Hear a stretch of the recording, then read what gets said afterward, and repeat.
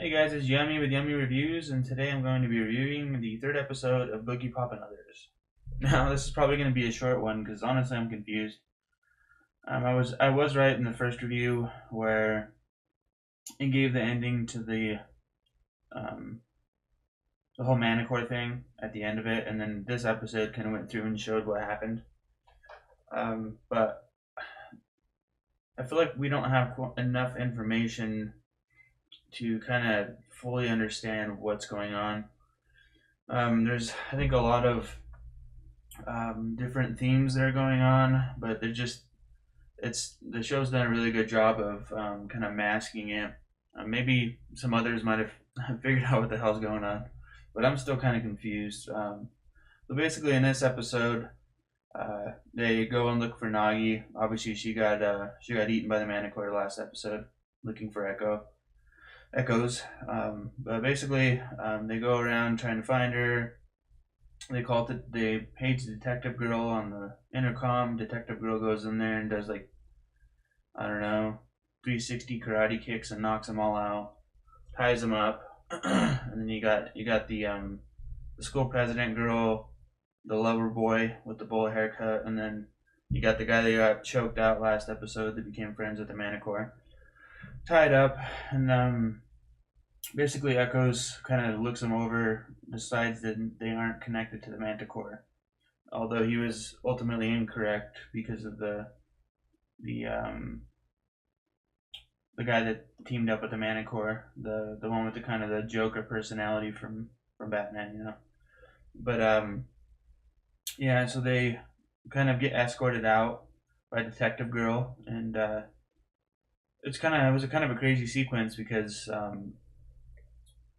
the Manicore's partner like slits Detective Girl's throat, and then the Manicore like jumps and starts trying to beat Echo's ass, and then they go flying on top of the rooftop.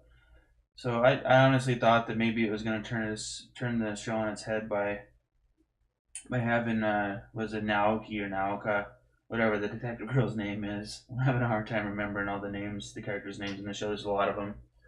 But now she gets her throat cut by a box knife, which is kind of brutal, and then she seems to have died. Um, Echoes drags her on top of the roof, dodging the Manicore, and then it kind of goes into the Manicore's partner. He's basically become like unbelievably resentful, and he just wants to cause as much harm as he can before he dies. He's just full of hate and full of rage at the world. I feel like we haven't gotten a ton of backstory, but he's just lost basically hope for humanity, and he's kind of become the judge of it, and he wants to help the demon that's going to destroy the society that he hates, which is the Manicore. I think that's kind of his aim and goal, which I can kind of understand with like with some of the school shooters and stuff that we deal with nowadays. I think that's kind of what they do. They lose hope in humanity and reality and the way the world works, and they become resentful, hateful, and ultimately you can become, a mass sociopathic serial killer because your resentment for the world is just so strong. So I do kind of like that element of it. It's pretty interesting when he was kind of walking down and stalking the school president girl.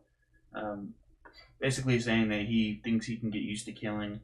But ultimately, Echoes comes back, and after getting beat up a little bit, and he ends up shooting a beam back to, I don't know, space or to God or whatever it is, and it looks like he takes the Manicore's partner with that beam of light because he pushes the Manicore out of the way. The partner pushes the Manicore out of the way to save her, and then he's just gone. They don't even like mention him after that because I had to actually go back and look and see like what the hell happened to him, but he was nowhere to be found. So I'm assuming he got beamed to wherever that light and Echoes went.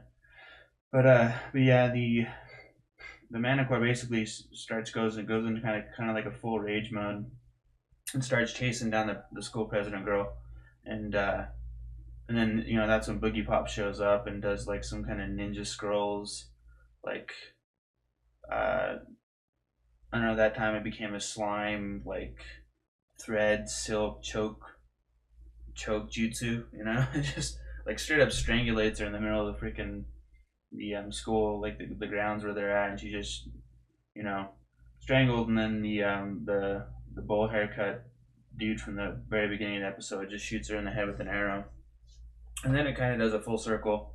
Well, I'm getting a little ahead of myself. The detective girl ends up, we end up finding out that Echoes shared some of his life force with her. That's why he was so weak when he was fighting Manticore. So kind of saved the main character. I was a little bit disappointed in that. I do kind of like her as a character, so not that front, but it would have been kind of like a nice shock factor to throw us off with killing her off, and then kind of having a new main character. But and then you can kind of sense a relationship between Boogiepop and the detective girl. It's like they've worked together before, so I'm assuming that there's some kind of extra story that's going to come with that. But they seem like, oh, if you were here and you were present, you should have showed up earlier. And then she called her the Fire Witch. So I'm not sure what that's all about, but I'm assuming that that has importance, and we're going to get into that the further we go. But after that, we kind of see the end of the I think it was episode 1 or maybe 2. I don't know. But it's the president girl and the detective girl standing there on the grounds, and it was the end of episode 2. I remember now. And then you have Kami Kishiro or whatever walking up with her boyfriend, and they basically do the greeting at the end of the episode, and then Boogiepop has a quote at the end that says something about like the end of the beginning is the beginning of the end or something like that. So it's basically just saying a full circle, kind of screwing with the layout of the story, which I do kind of like that type of thing, because it gets kind of boring when you have a point A to point B show, you know, where there's a goal set straight up and you walk towards it, which is kind of nice because it gets to the point. But I like convoluted plots from time to time, so I do appreciate that, and it kind of masks certain elements of the story, and so it leaves you wanting to watch more to kind of figure out what's going on, because it's kind of a mystery. Like I say, maybe others know what's going on more. Maybe if you've read the source material, I haven't. So I'm just still interested in what's going to be going on in further episodes. So I have no idea what episode 4 is going to bring. I didn't watch the part at the end of the episode where it talks about the next one. I forget what the premiere of the next episode or whatever. I didn't watch that. I don't like to watch those because I like to be surprised. But with the Manticore being gone and the end of episode 2 being the end of this one as well, I really don't know where the story's going to go. So I'm kind of interested to see. But yeah, thumbs up on the video if you liked what I had to say, like the review.